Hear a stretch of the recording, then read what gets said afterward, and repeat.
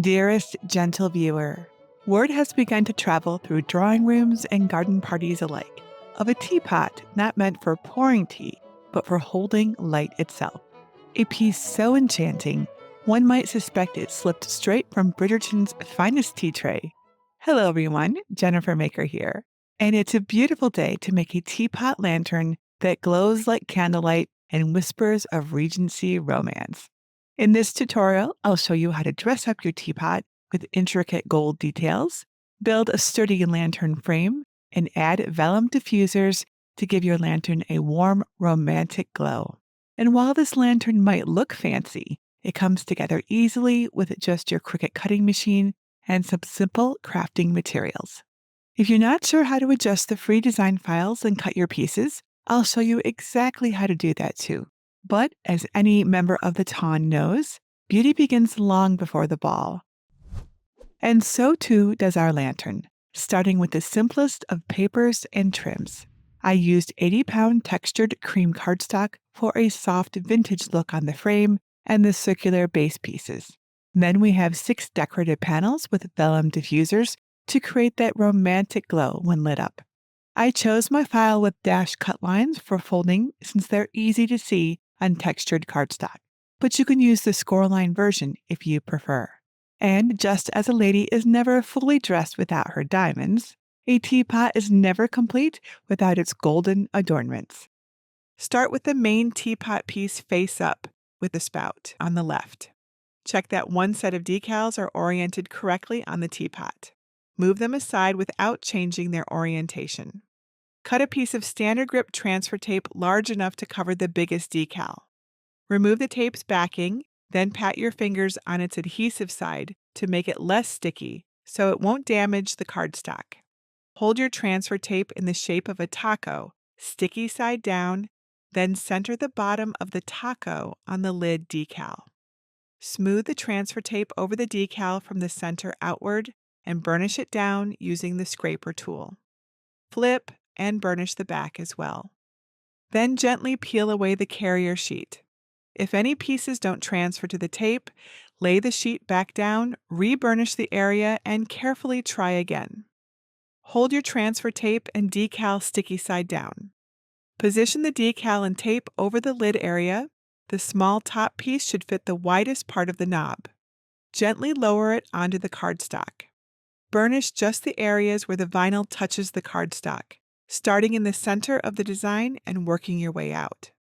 Starting in a corner, slowly and carefully peel the transfer tape away, keeping it parallel to the cardstock.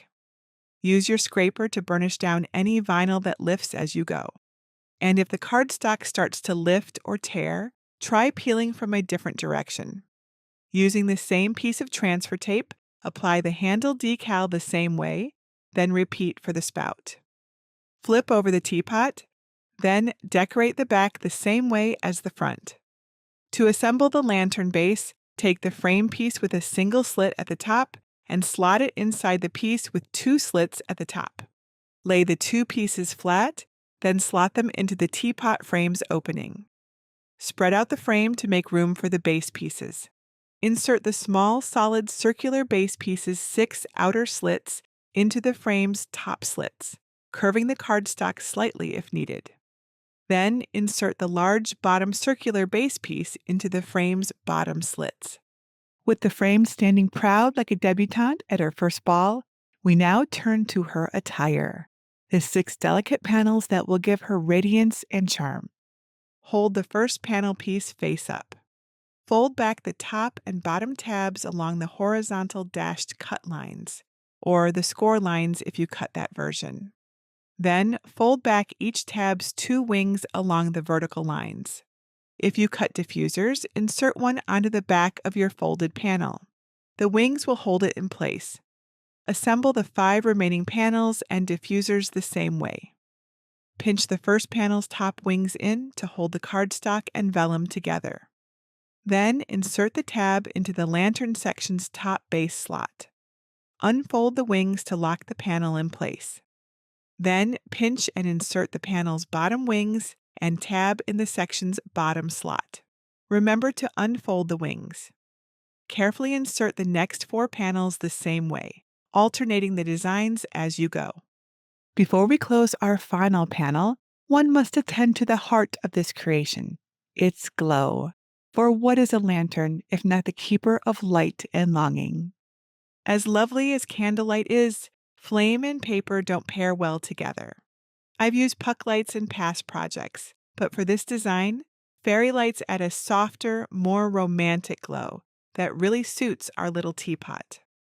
Test your lights to make sure they work. Then unwind the strand and loosely coil the wire around your fingers so light evenly distributes. Place the coil and battery pack inside the lantern, or tuck the battery pack through the bottom opening for easy access.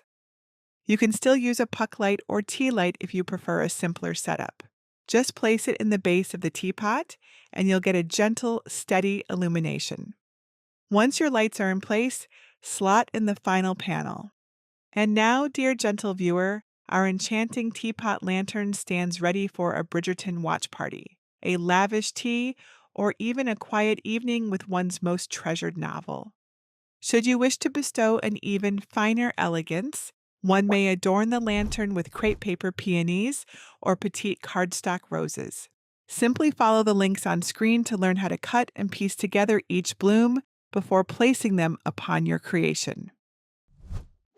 Now let me show you exactly how to prepare the pieces for your own teapot lantern. Head over to my free resource library at jennifermaker.com/800 to grab the free designs. Click Get a Password if you need one, or enter the library.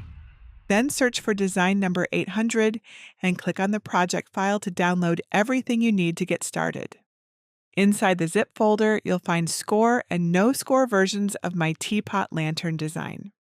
Use a scoring stylus or single scoring wheel with the score version to create smooth folding lines, or your regular fine point blade with the no score version for dashed cut lines instead.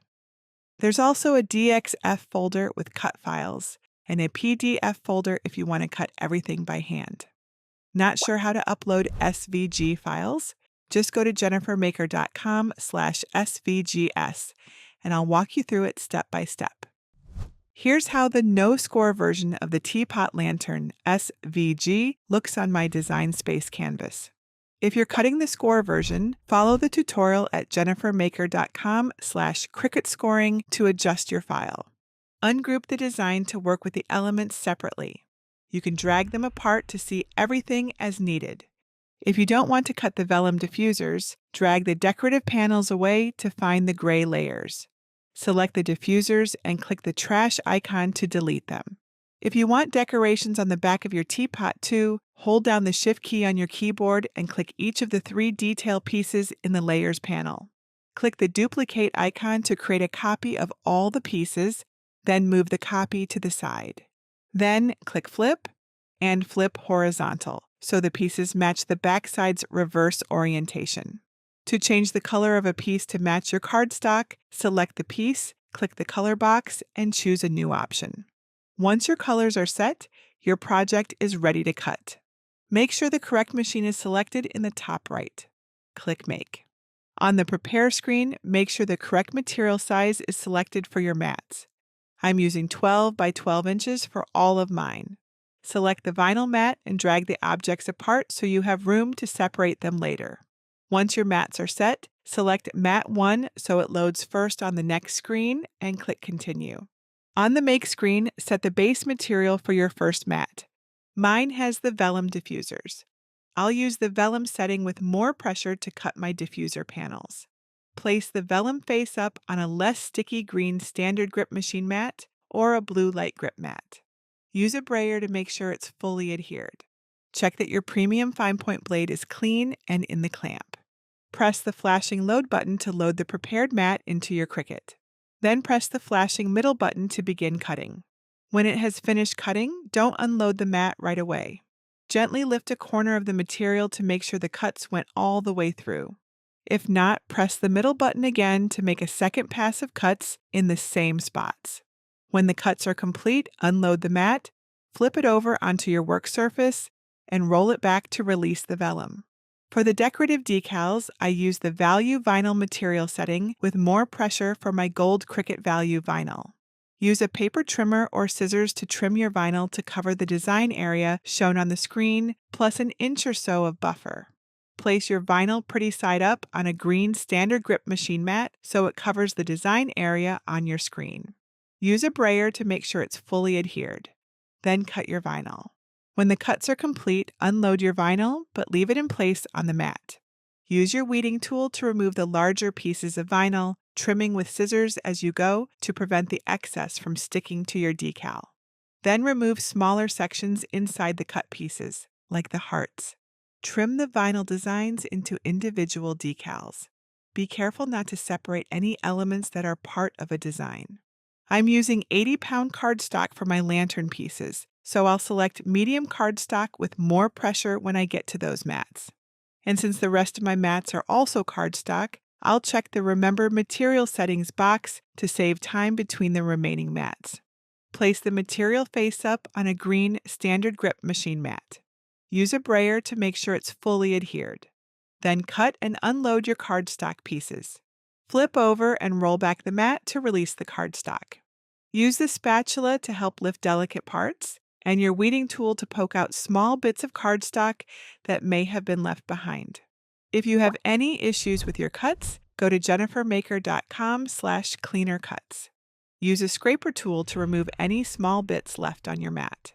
Lay out all of the pieces face up in organized groups. And now you're ready to assemble just like I showed you. Is it not the very picture of charm, this glowing little teapot? Warm and inviting, it fits effortlessly at a tea party among friends, a bridal shower dressed in lace, or at your side during a quiet evening's read. And to think, such exquisite beauty arises from such simple materials. That, dear viewer, makes this lantern the true diamond of the season. And should you wish your table to feel even more enchanting, place cards are the finest finishing touch. Inside my Advance with Jennifer Maker program, I have a special workshop that shows you exactly how to design custom named place cards to match your teapot lantern. You can find out more at jennifermaker.com/advance.